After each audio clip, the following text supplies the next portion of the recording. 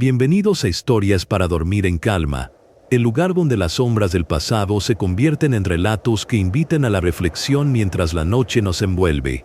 Antes de sumergirnos en el primer capítulo de esta historia, les invito a darle un me gusta a este video, a suscribirse al canal si aún no lo han hecho y a contarnos en los comentarios desde qué país nos acompañan y qué hora es en su rincón del mundo. Aquellos que compartan su presencia recibirán un saludo especial en nuestros próximos encuentros. Esta noche, las aguas tranquilas de la calma se agitan con el recuerdo de un tiempo donde la esperanza, como una vela en la tormenta, se aferraba con desesperación a la promesa de un nuevo amanecer. En los años 80, El Salvador era un lienzo empapado de dolor, un país donde el grito de la guerra civil ahogaba los susurros de la paz.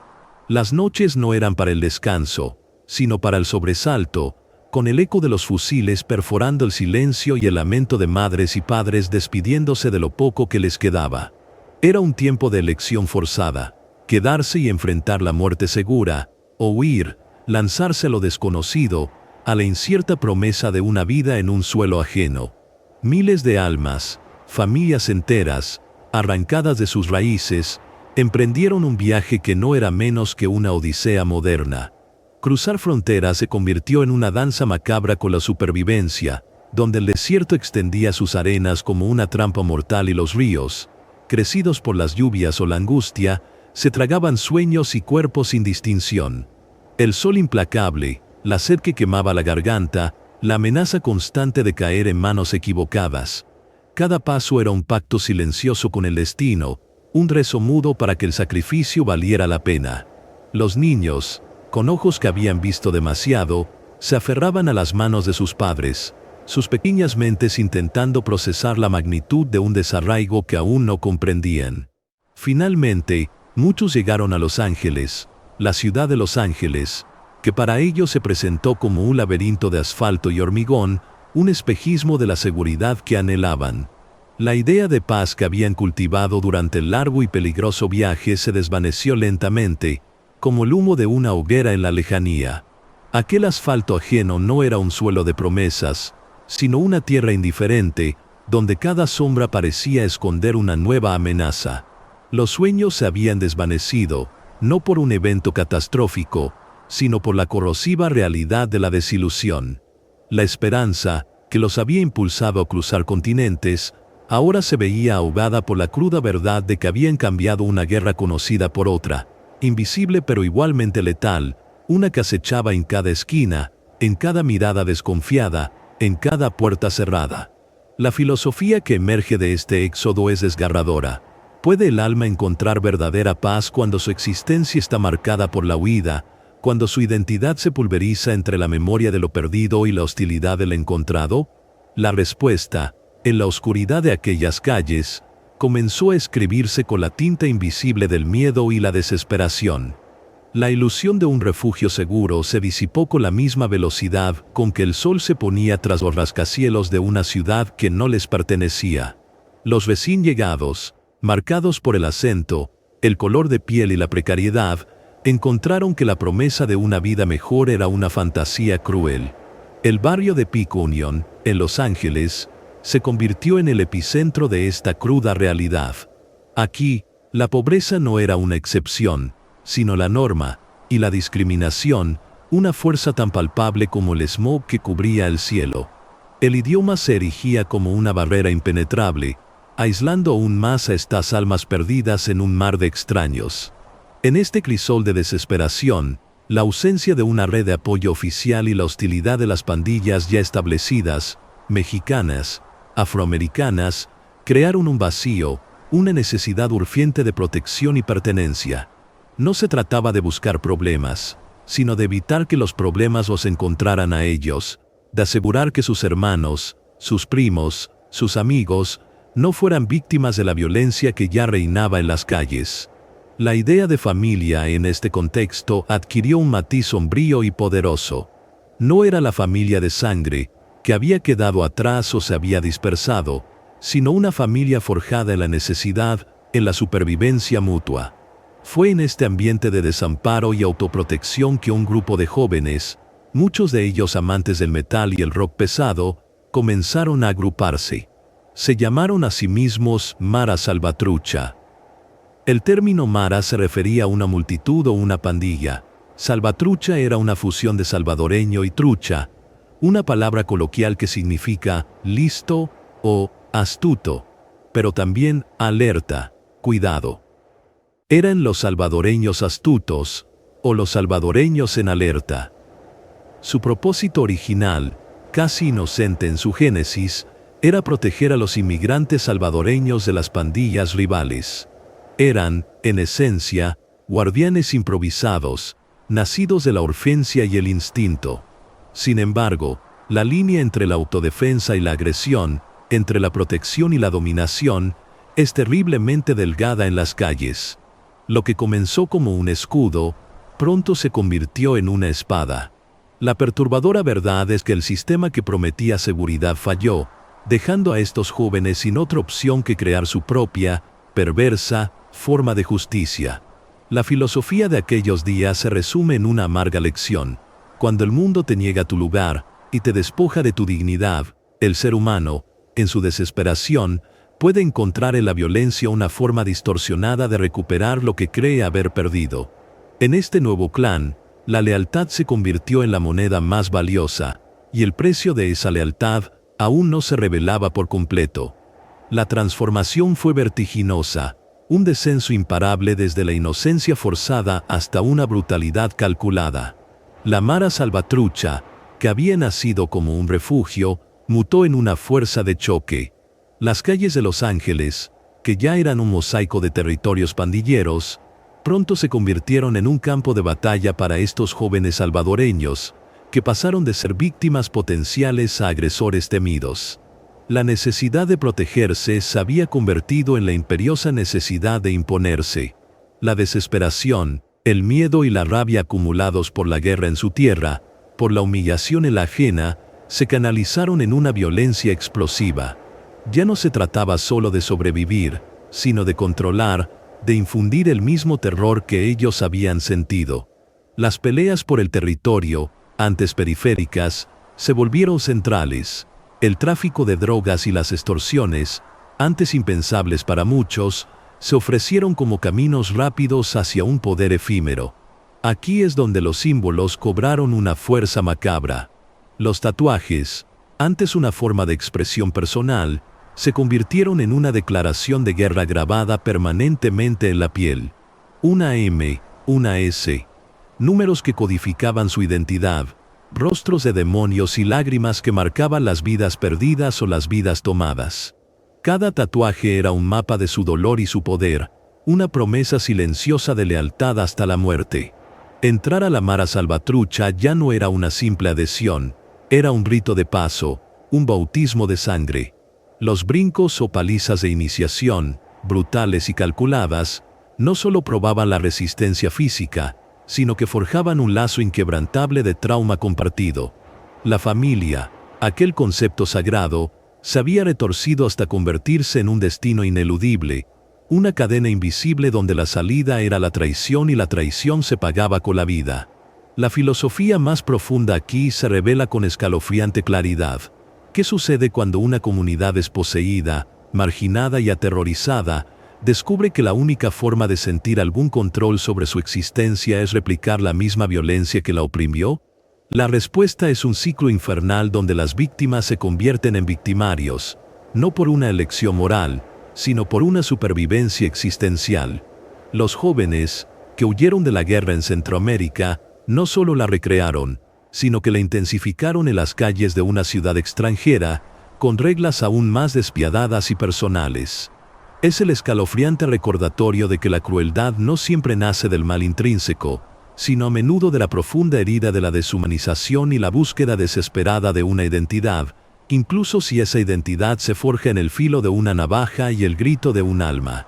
La historia de la Mara Salvatrucha, en sus primeros años, es la historia de cómo la desintegración social y la falta de oportunidades pueden dar a luz a monstruos, creados no por el placer de la crueldad, sino por la imperiosa necesidad de sobrevivir en un mundo que les negaba hasta la mínima chispa de humanidad. Y este fue solo el principio. El grito ahogado de aquellos primeros días en las calles de Los Ángeles, un lamento silente de desesperación y desarraigo, no tardaría en transformarse. Las cicatrices que cubrían los cuerpos de estos jóvenes no eran solo el testimonio de las peleas callejeras o las brutales iniciaciones, eran también el mapa visible de un tormento interior, una geografía de miedos, humillaciones y promesas rotas. Cada línea de tinta, cada relieve en la piel, era un fragmento de una historia, un dialecto mudo forjado en la adversidad. La necesidad de comunicar una identidad y una pertenencia en un entorno hostil llevó a la creación de un verdadero código silencioso, un lenguaje comprensible solo para aquellos que habían atravesado el mismo infierno. Este código se manifestaba en la forma de vestir, en los gestos sutiles de las manos, en la forma de caminar, en las miradas. Una camiseta ancha, unos pantalones holgados, la gorra ladeada. Todo era parte de un uniforme no oficial que gritaba: aquí estoy, soy uno de los nuestros. Pero iba mucho más allá de la vestimenta. En los callejones sombríos de Pico Union, donde las luces de la ciudad solo llegaban como manchas difusas, se gestaba una jerga particular, un lenguaje críptico que mezclaba el español centroamericano con el argot callejero angelino, creando un dialecto incomprensible para los ajenos. Frases cortas y contundentes, apodos que eran insignias de valor o advertencia, palabras clave que activaban la lealtad o desencadenaban la violencia. Era la creación de un universo lingüístico propio, donde el homie era más que un amigo, era un hermano de sangre y asfalto, un compañero de trinchera en la guerra silenciosa de las calles.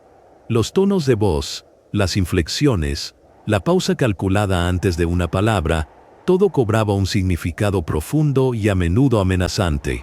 Esta comunicación no verbal se convirtió en un escudo, pero también en un arma, permitiéndoles operar bajo el radar de las autoridades y, al mismo tiempo, proyectar una imagen de cohesión y fuerza inquebrantable a sus enemigos.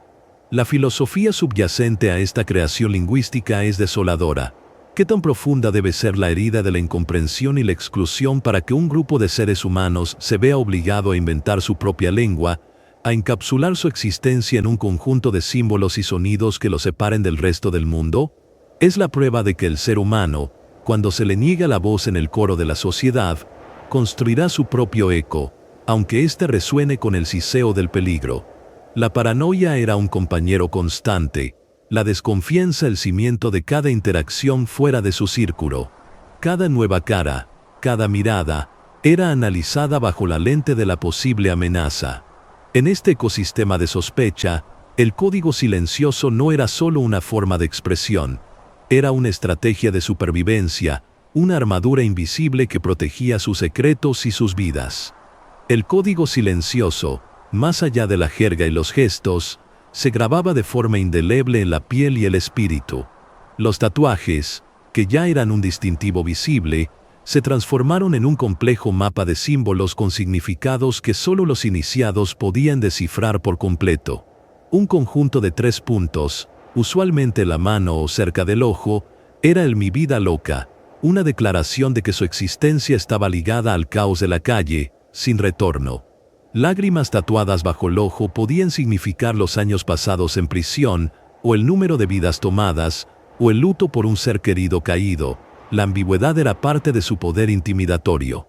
Las letras MS y 13, números que representaban a la Mara Salvatrucha y su conexión con la calle 13 de Los Ángeles, se entrelazaban con imágenes de calaveras, cruces y la figura ominosa del hombre sonriente o la muerte sonriente, un símbolo escalofriante de la aceptación de la violencia y la fatalidad. Estas no eran solo decoraciones corporales, eran juramentos grabados con dolor, sellos de pertenencia que marcaban al individuo de por vida, declarando su lealtad al clan por encima de cualquier otra institución o vínculo. La espalda podía convertirse en un lienzo para murales complejos que narraban la historia personal del miembro, sus crímenes, sus batallas, sus lealtades inquebrantables. El proceso de tatuarse era doloroso, a menudo realizado en condiciones insalubres, con agujas improvisadas y tintas caseras, lo que añadía una capa de riesgo y sacrificio a la ya profunda significación. Cada sesión era un ritual, una reafirmación del pacto. Pero el código silencioso también se extendía a los rituales internos que regían su existencia. La estructura de la pandilla, aunque no siempre visible para el exterior, poseía una jerarquía tácita, un orden brutalmente respetado. Había ancianos, los ranfleros, que lideraban con la autoridad que confería la experiencia y la violencia demostrada. Había soldados dispuestos a ejecutar cualquier orden, y había los homeboys más jóvenes, recién iniciados, que debían demostrar su valía una y otra vez. El brinco de iniciación, la paliza colectiva de 13 segundos que marcaba la entrada, era solo el primero de muchos desafíos.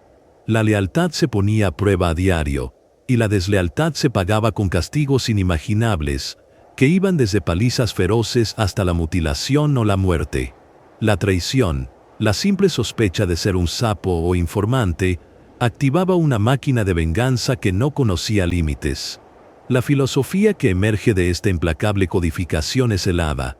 ¿Hasta dónde puede llegar el ser humano en su necesidad de orden y pertenencia cuando todos los demás sistemas han fallado?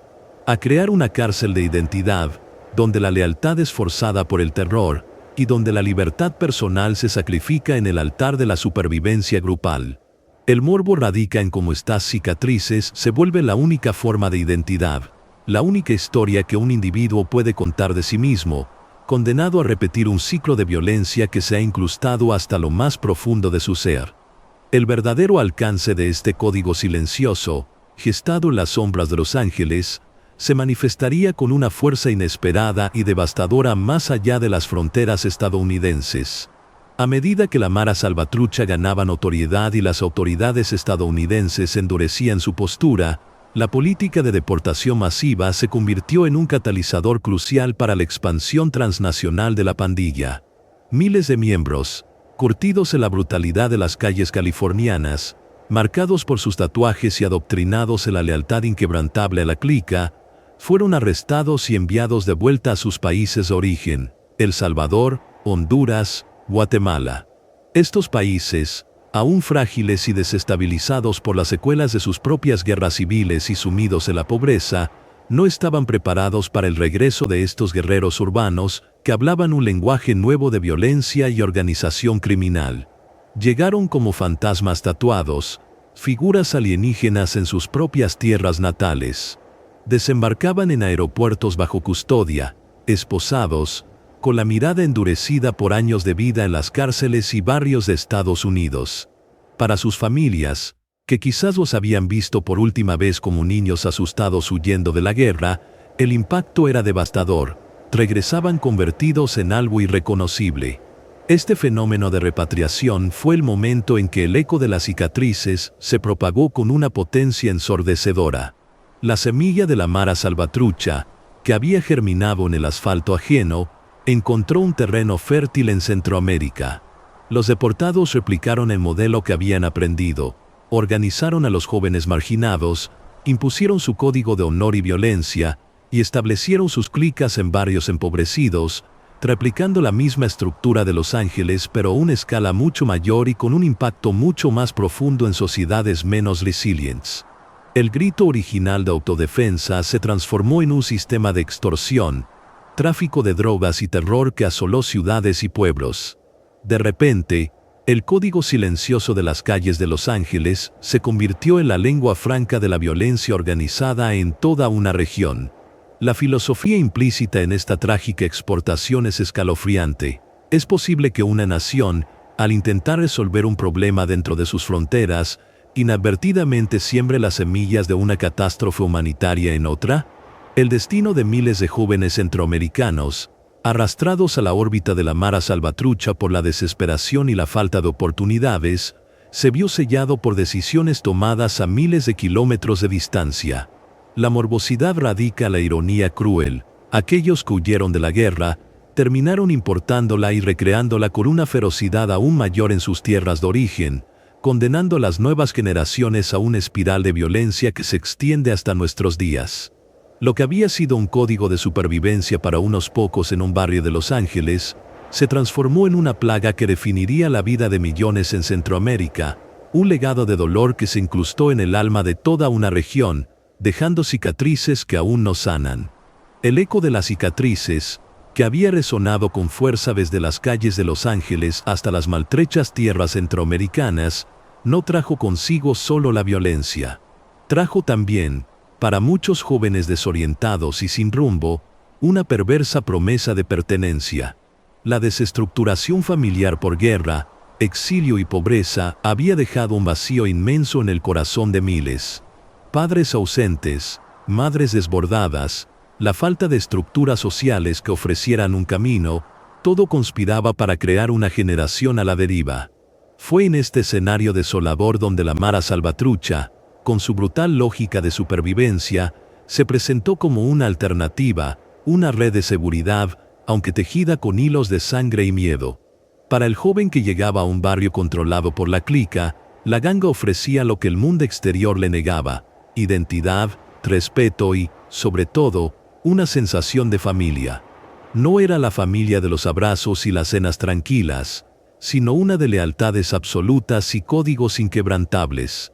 Al principio, la seducción era sutil, casi imperceptible. Un grupo de jóvenes mayores que te ofrecían protección, un plato de comida, unas palabras de aliento, un cigarrillo compartido.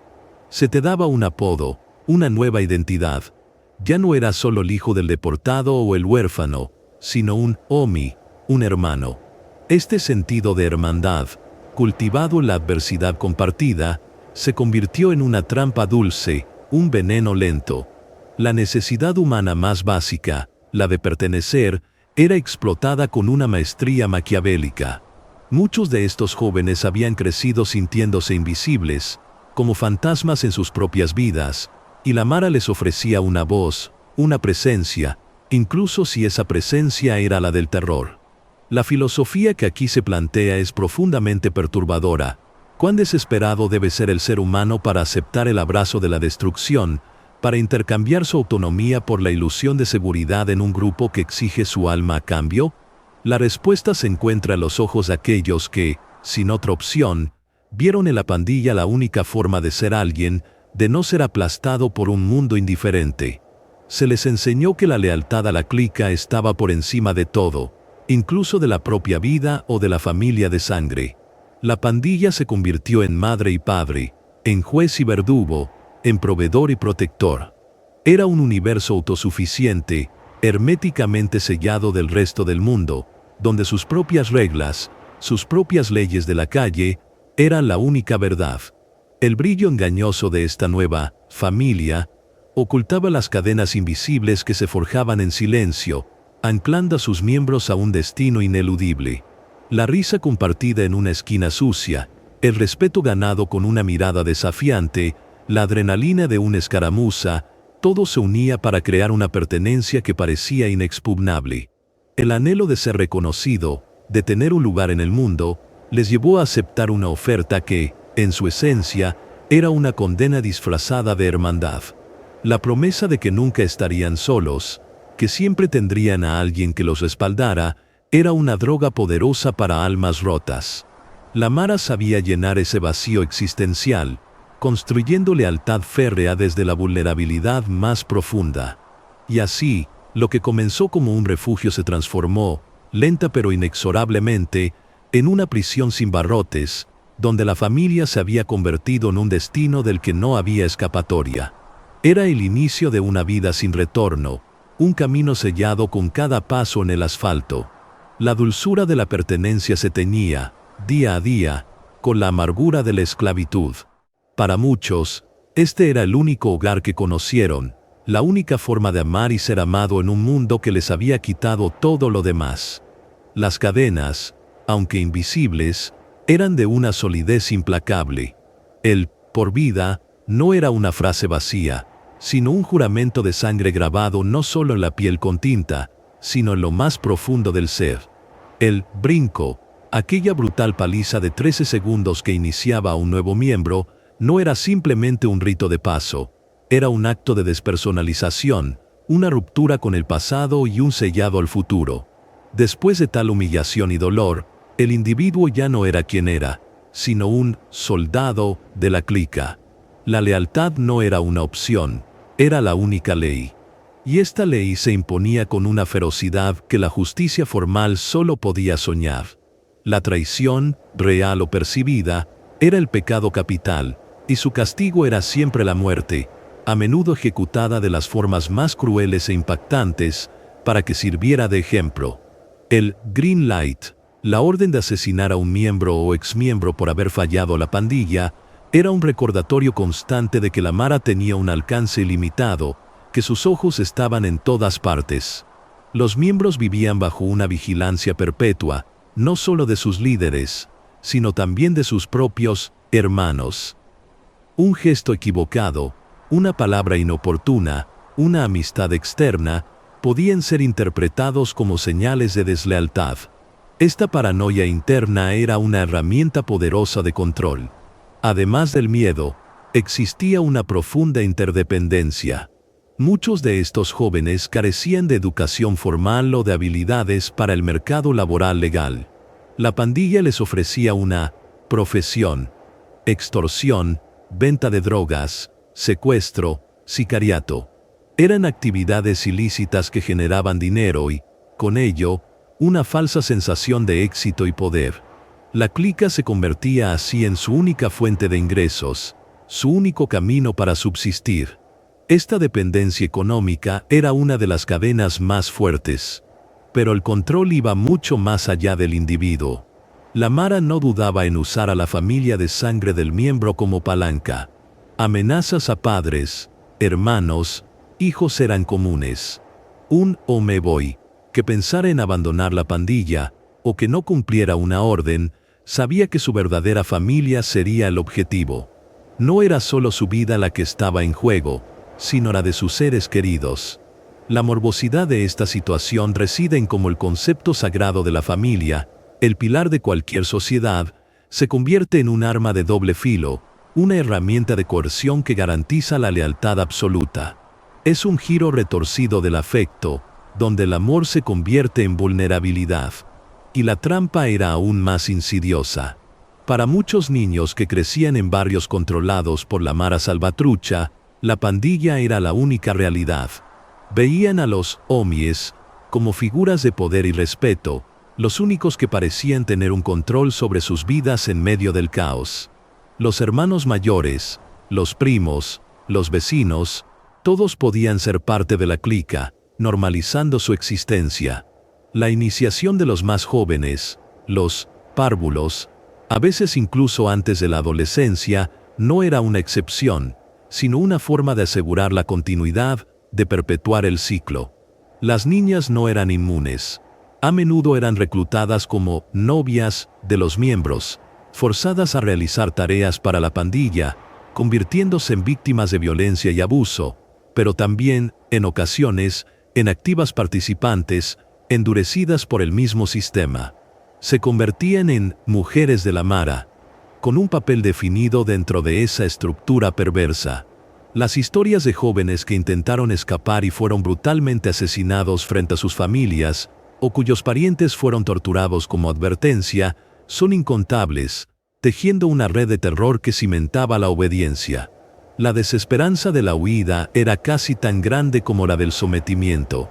Se vivía con la constante conciencia de que, incluso si se lograba escapar físicamente, las cicatrices psicológicas, las amenazas latentes y el miedo profundo jamás los abandonarían.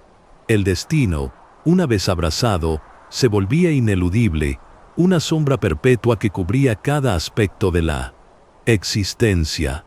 La filosofía que emana de estas cadenas invisibles es una de las más oscuras reflexiones sobre la condición humana.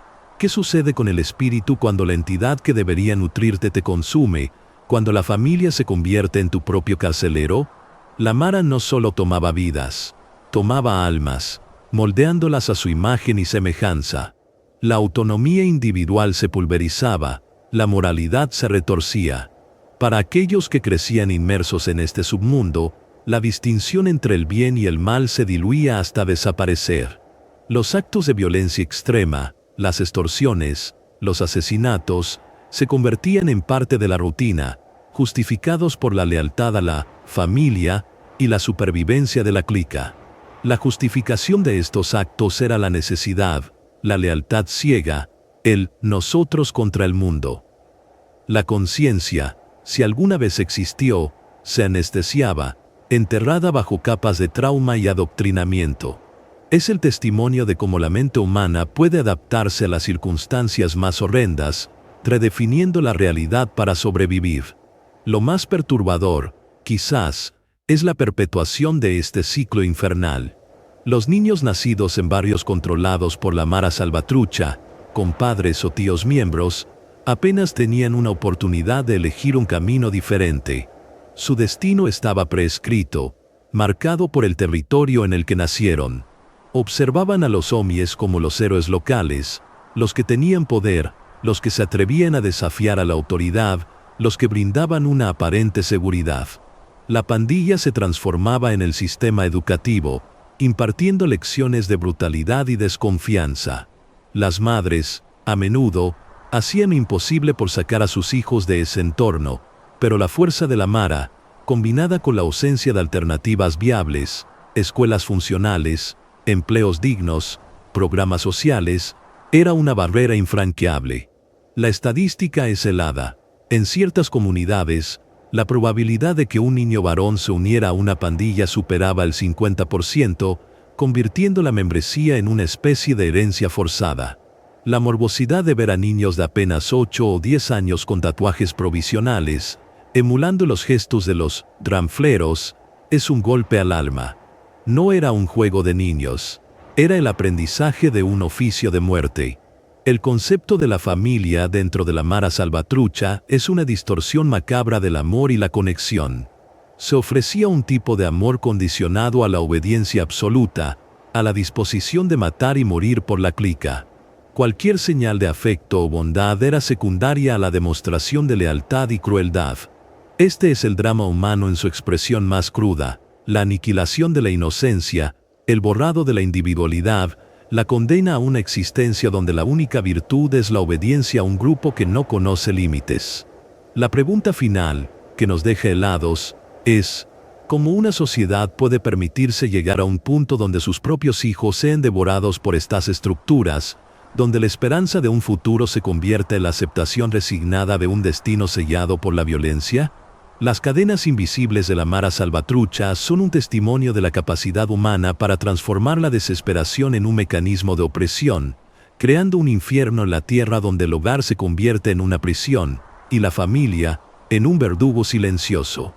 El silencio que sigue a estas reflexiones es el de un profundo escalofrío, el de entender que el sueño de paz se desvaneció, y en su lugar, surgió una pesadilla de la que es casi imposible despertar.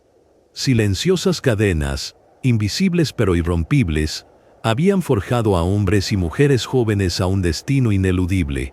Pero incluso dentro de esa prisión de lealtad forzada, existía una jerarquía, una promesa de algo más.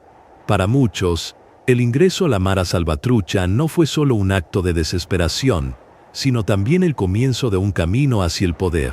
Un poder crudo, brutal, pero real en el contexto de sus vidas.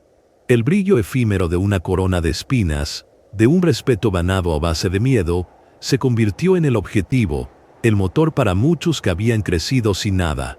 En los barrios controlados por la MS-13, el poder no se medía en diplomas o cuentas bancarias, sino en la capacidad de infundir terror, de dictar reglas, de tener la última palabra en cualquier disputa. Un líder de clica, un ranflero, era una figura de autoridad absoluta, su palabra ley, su presencia una sombra que imponía respeto. Para los jóvenes que apenas se habían conocido el hambre y la humillación, la idea de ser temido, de ver a otros bajar la mirada a su paso, era una forma embriagadora de recompensa. Este poder se manifestaba de maneras perturbadoras. Podían exigir renta o extorsión a pequeños comerciantes que luchaban por sobrevivir, robando de los ya desposeídos para enriquecerse. Podían controlar los puntos de venta de drogas, dictando quién vivía y quién moría en su territorio. Podían imponer impuestos a los autobuses, a los taxis, a cualquier forma de comercio o servicio que operara en sus dominios. La policía, en muchas ocasiones, era ineficaz o corrupta, o simplemente se mantenía al margen, dejando un vacío que la Mara llenaba con su propia y brutal justicia. Para la población civil, la elección era simple: pagar o morir, obedecer o desaparecer. Esta falta de opciones convirtió a la Mara en una fuerza omnipresente, un gobierno en la sombra que controlaba cada aspecto de la vida diaria. La filosofía que emerge de esta dinámica es cruda y desoladora. ¿Hasta qué punto la ausencia de un Estado funcional y justo puede empujar a una sociedad a aceptar un poder ilegítimo, a ver en la violencia la única forma de orden? La respuesta es que, en la desesperación, incluso una corona de espinas puede parecer un premio, un símbolo de dignidad en un mundo que la niega.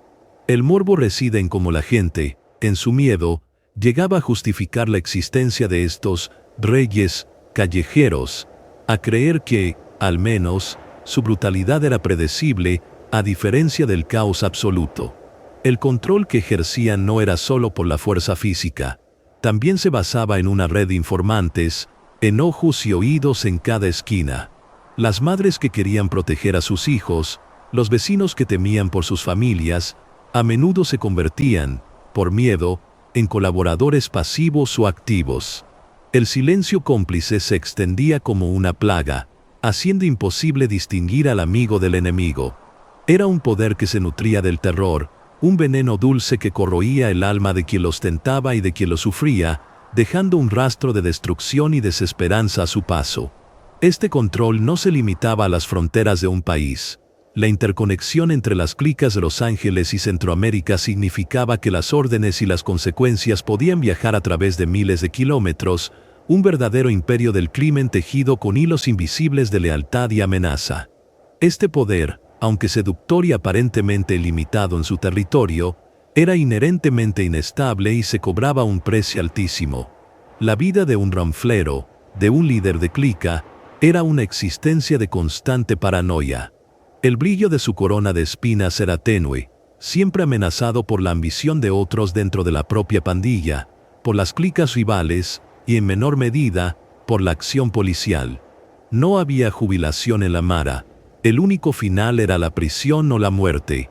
Muchos de estos líderes, a pesar de la opulencia que pudieran mostrar, coches llamativos, joyas, ropa de marca, vivían con la sombra de la muerte acechándolos a cada paso. Las traiciones internas eran una constante. Un joven homeboy, ambicioso y ansioso por ascender, podía intentar un golpe de estado, un asesinato de su propio ranflero, para tomar su lugar. Los códigos de lealtad eran fuertes, pero la tentación del poder y la brutalidad de la vida en la calle a menudo los rompían. Las historias de líderes asesinados por sus propios hombres, de luchas intestinas por el control de un territorio o una ruta de drogas, son innumerables. La violencia que ejercían hacia afuera se reflejaba con la misma ferocidad hacia adentro, devorándose a sí mismos. Era una dulce amargura, porque el poder venía acompañado de una soledad profunda y una ansiedad constante. No podían confiar en nadie realmente, ni siquiera en aquellos a quienes llamaban hermanos. La posesión de un territorio, de una plaza, para el tráfico de drogas, o de una ruta de extorsión, se convertía en una fuente inagotable de conflictos con otras pandillas. Las guerras entre clicas, o con la M-18, eran brutales, sangrientas, y a menudo se libraban con una crueldad que espantaba a cualquier observador externo. Cuerpos desmembrados, grafiti de venganza en paredes, secuestros y torturas que se volvían moneda corriente. Las escenas de violencia eran habituales en las noticias de Centroamérica: jóvenes asesinados a plena luz del día, cuerpos arrojados en carreteras desoladas, familias enteras masacradas por no cumplir una demanda o por pertenecer a un territorio enemigo. Esta exhibición de brutalidad no era aleatoria, era una estrategia de terror, una forma de consolidar el poder y enviar un mensaje claro a cualquiera que osara desafiarlos. El morbo aquí es el de la autodestrucción. Como un grupo, nacido de la necesidad de protección, se convierte en su propio verdugo, atrapado en un ciclo de violencia sin fin. La filosofía que se desvela es sobre la naturaleza corrosiva del poder sin límites, como corrompe y devora a quienes los tentan, dejándolos vacíos y sin paz. La euforia de la dominación era siempre efímera, eclipsada por la certeza de un final violento. El destino de muchos era la tumba prematura o una vida en prisiones superpobladas, donde las mismas jerarquías y luchas de poder se replicaban, pero en un entorno aún más cerrado y desesperante. No había libertad, solo una extensión de las mismas cadenas invisibles. Y en medio de todo esto, la vida cotidiana de las personas comunes continuaba, atrapada en el fuego cruzado, sus sueños de paz aplastados bajo el peso de estas coronas de espinas. La tristeza es profunda. Esta dulce amargura de un poder efímero solo dejaba un rastro de sal y ceniza, un legado de dolor que se extendía mucho más allá de las vidas de los propios pandilleros, contaminando sociedades enteras. La expansión del poder de la Mara Salvatrucha, lejos de ser un camino hacia la consolidación o la paz interna, solo amplificó su inestabilidad y la amargura de su existencia. La Mara no se limitó a las calles de Los Ángeles o a los barrios pobres de El Salvador. Su influencia se expandió por toda Centroamérica, e incluso cruzó nuevamente fronteras, llegando a ciudades de Estados Unidos, México y Canadá, creando una red transnacional de crimen organizado. Esto no se logró por una estrategia militar sofisticada, sino por la repetición del mismo patrón, la cooptación de jóvenes vulnerables, la imposición del miedo y la explotación de las economías locales. Los ranfleros, que controlaban estas redes internacionales, no eran hombres de negocios refinados. Eran hombres endurecidos por la violencia, cuya única herramienta era el terror. El tráfico de drogas se convirtió en una de sus principales fuentes de ingresos. No solo el control de los puntos de venta, sino también la participación en rutas de narcotráfico a gran escala, colaborando o enfrentándose con cárteles mexicanos. Las extorsiones se sofisticaron, afectando a empresas grandes y pequeñas, transportistas y hasta políticos. El secuestro se volvió una herramienta para generar fondos y silenciar disidentes. La brutalidad no disminuía con el aumento del poder, se intensificaba. Los métodos de tortura y asesinato eran cada vez más sádicos, diseñados para enviar un mensaje de terror absoluto. Cuerpos desfigurados, decapitados, exhibidos públicamente, escenas que helaban la sangre y paralizaban a las comunidades. La filosofía que subyace en esta escalada es de una oscuridad total. Cuando la búsqueda de poder deja de ser una forma de control y se convierte en una vorágine de destrucción sin propósito, devorando todo a su paso, la respuesta está en la espiral de violencia que se autoalimenta, donde el poder no genera estabilidad, sino una necesidad insaciable de más poder, más control, más terror. La dulce amargura se volvía cada vez más amarga, menos dulce. El brillo de la corona de espinas no era de oro, sino de sangre seca. Incluso para aquellos en la cima, la vida estaba llena de peligros. Las traiciones internas eran más letales que nunca. Las operaciones policiales, aunque a menudo tardías y con resultados mixtos, eran una amenaza constante. La cárcel, o la muerte, siempre acechaba. La recompensa de este poder era una vida de aislamiento, miedo y violencia, una existencia donde la única lealtad era la del próximo acto de brutalidad. Es en este punto que la morbosidad nos golpea con más fuerza. La existencia de videos y testimonios que detallan los rituales de violencia extrema, las pruebas de lealtad que exigían la mutilación o el asesinato de inocentes, todo para mantener esa precaria posición de poder. La deshumanización era total, tanto para quienes la ejercían como para quienes la sufrían.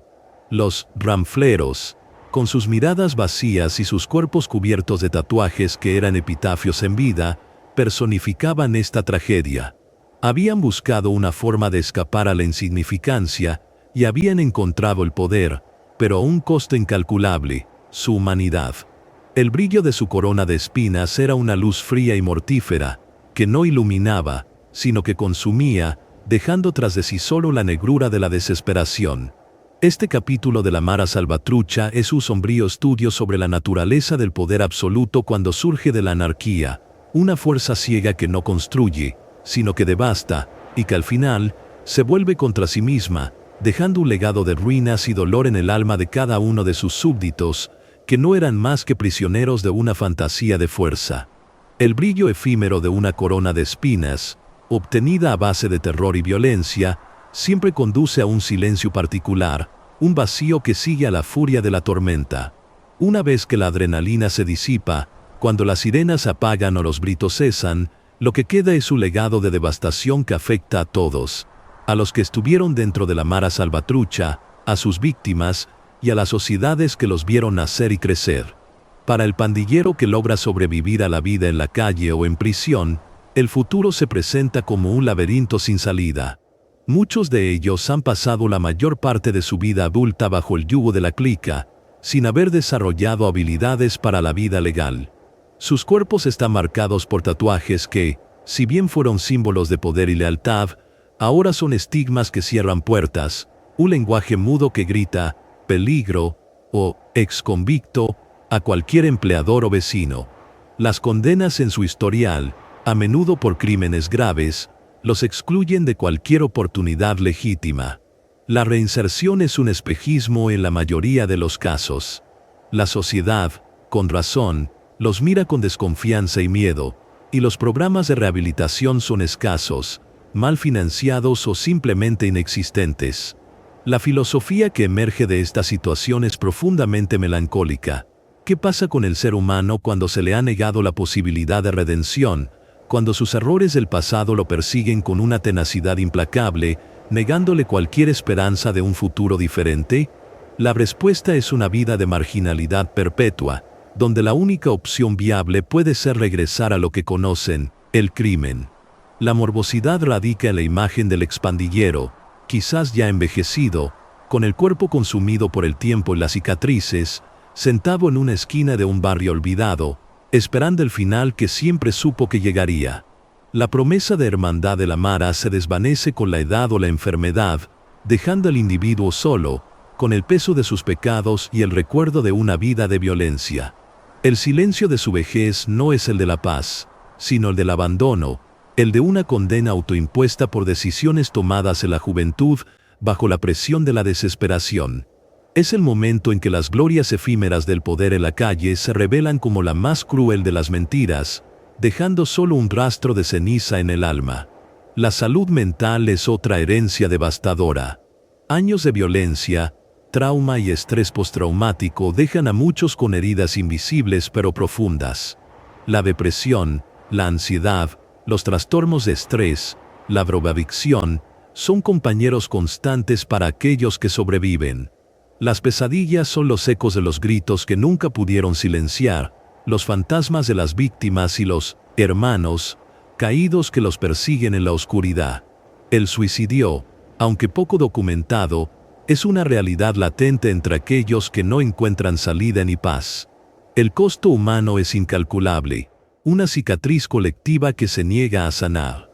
El verdadero alcance del silencio después de la tormenta se siente con mayor intensidad en las comunidades devastadas por la presencia de la Mara Salvatrucha.